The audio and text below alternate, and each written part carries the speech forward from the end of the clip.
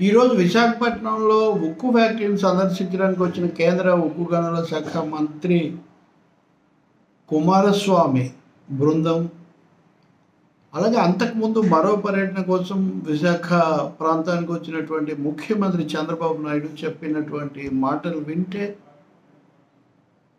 కేంద్ర వైఖరిలో కొంచెం ప్రస్తుతానికి మార్పు వచ్చిందేమో అని అనిపిస్తుంది, ఆశాభావం కలుగుతుంది.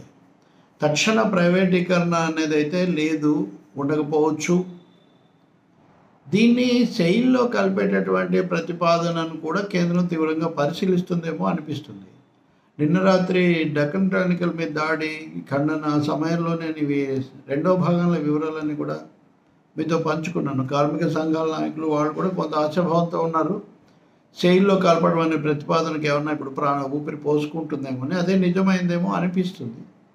కుమారస్వామి గౌడ ఆయన దిగగానే మొదట ఉక్కు ఫ్యాక్టరీ మూతపడుతుందనే ఆందోళన అనవసరం, దాన్ని కాపాడుతాము, దాన్ని 100% సామర్థ్యంతో పని చేయించడానికే మేము ప్రయత్నిస్తామని చెప్పి ఆయన చెప్పారు విమానాశ్రయంలో.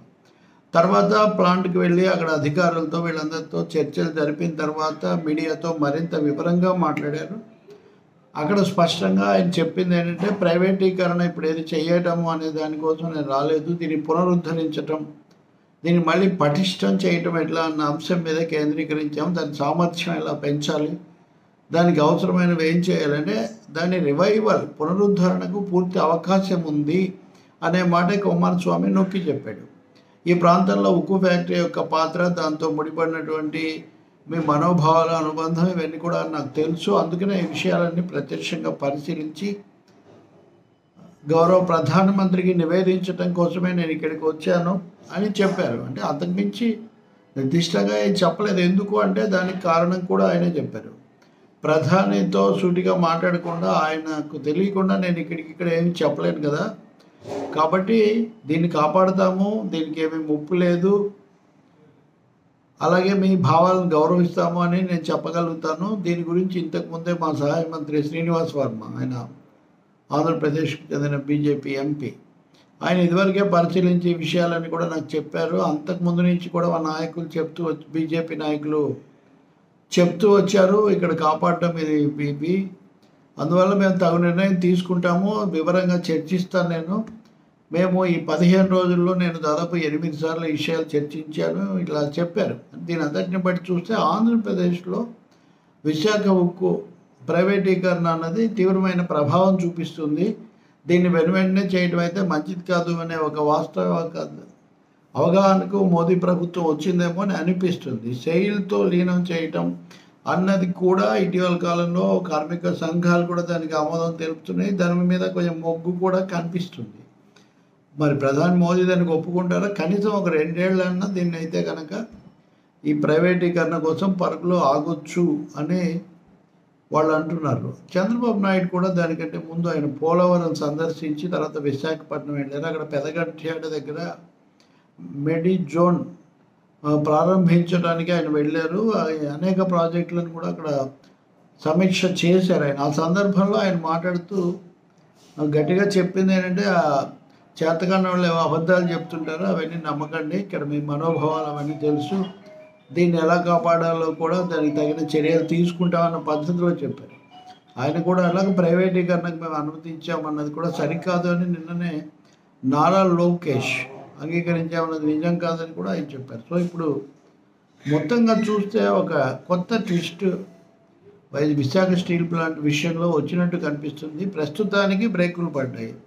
దీని గతంలో కూడా మనం చాలాసార్లు చెప్పుకున్నాం. వాజ్పేయి అధికారంలో ఉన్నప్పుడు కూడా అప్పటి నుంచి కూడా దీన్ని ఏదో ఒక విధంగా దీన్ని హస్తగతం చేసుకోవాలనే ఆలోచనలో కార్పొరేట్ ఇండియా ఉంది, అందులో సందేహం ఏం లేదు.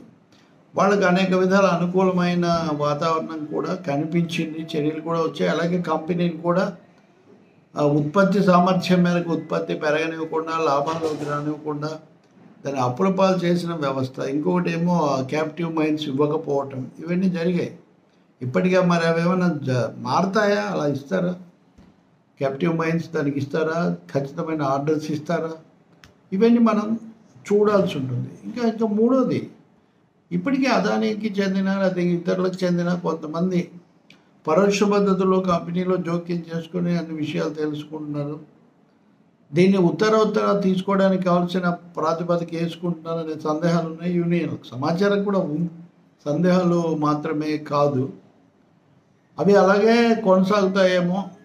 అవే కొనసాగేటైతే దాన్ని లోపల నుంచే రెక్కింగ్ ఫ్రమ్ ఇన్సైడ్ లాగా అంతర్గతంగానే దానికి ఇబ్బంది కలిగే అవకాశం కూడా ఉంటుంది. అందుకని ఇది పూర్తిగా ప్రభుత్వ రంగ సంస్థగా ప్రభుత్వ రంగ పరిధిలోనే ఇది నడవాలి. చాలా అనుభవం కలిగిన శైలి కూడా తీసుకోవాలి. అంటే దీనికి ఏదో నష్టాలు ఉన్నాయి కాబట్టి వాళ్ళు తీసుకోరు అన్నది కూడా ఏం లేదు. ఎందుకంటే కేంద్రమే కనుక అనుకూలంగా మారితే. మరి ఇంగ్లీష్ మీడియం అంత ఎక్కువగా ఎందుకు రాసింది అనే ప్రశ్న వస్తే నేను నిన్న కూడా దీనికి జవాబు చెప్పాను. వాళ్ళు కమర్షియల్ ఫైనాన్షియల్ పత్రికలు అవి చాలా ఆతృతగా ఉన్నాయి. తొందరగా దీన్ని ఒరిస్సాలో ఉన్న నీలాంచల్ నిగమ్ లిమిటెడ్ అది ఏ విధంగా అయితే ఇస్పాత్ నిగమ్ను టాటాలకు 12,000 కోట్లకు విక్రయించినట్టే దీన్ని కూడా చేయాలని వాళ్ళు ఒత్తిడి పెట్టడం కోసం ఇది చేస్తున్నట్టుగా ఉన్నారు.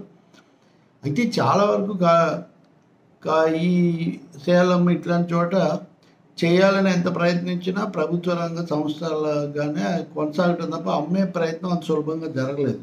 పైగా 1300 రోజులకు పైబడి 1300 రోజులకు పైబడి కార్మికులు, ఉద్యోగులు, లేకపోతే పౌరులు, ప్రజా సంఘాలు నిరాహార దీక్షలు చేస్తూనే ఉన్నాయి. కాబట్టి ఇప్పుడు ఆ దీక్షలు కొంత ఫలించాయని కేంద్రము లేదా మోదీ ప్రభుత్వం కూడా పునరాలోచనలో పడి ఒక అడుగు వెనక్కేసాయని చెప్పాలి. దానికి ఏమి మనం తప్పు అని కాదు. వెనకడుగు వేయడం, పట్టువిడుపులు ప్రదర్శించడం మంచిదే. కానీ ఇది సూటిగా కాపాడే విధంగా పారదర్శకంగా జరగటం అనేది చాలా ముఖ్యం. అలా కాకుండా మళ్ళీ దీన్ని ఒక వ్యూహంగానో ఎత్తుకడుగానో కేంద్రం చేస్తే మటుకు అది మళ్ళీ కార్మికులు ఆమోదించే ప్రసక్తి ఉండదు. సో ఇప్పటికీ ప్రైవేటీకరణకు బ్రేక్ పడిందేమో. రాష్ట్ర ప్రభుత్వం కూడా గట్టిగా పట్టుబట్టడం, అలాగే తెలుగుదేశం మీద ఆధారపడే పరిస్థితి నరేంద్ర మోదీ ప్రభుత్వానికి రావడం వల్ల ఇలాంటి కొంత జరిగిందేమో అనిపిస్తుంది. కుమారస్వామితో పాటు ఉన్న శ్రీనివాస్ వర్మ కానీ, అలాగే విష్ణు కుమార్ రావు శాసనసభ్యుడు కానీ వీళ్ళందరూ కూడా మాట్లాడారు ఇక్కడ. కాకపోతే గతంలో పురంధేశ్వరి ఇట్లాంటి వాళ్ళు మాట్లాడినప్పుడు కూడా ప్రైవేట్ అవుతుంది కానీ అది అక్కడే ఉంటుంది, ఇబ్బంది ఉండదు అనేది వాళ్ళు చెప్తూ వచ్చారు. ఇప్పుడు కొంచెం మారింది. అది ప్రజల తీర్పు ఫలితం కావచ్చు, కార్మికులు, ఉద్యోగులు, సంఘాల పోరాటం కూడా కావచ్చు. ఏదైనా అది మంచి విషయమే.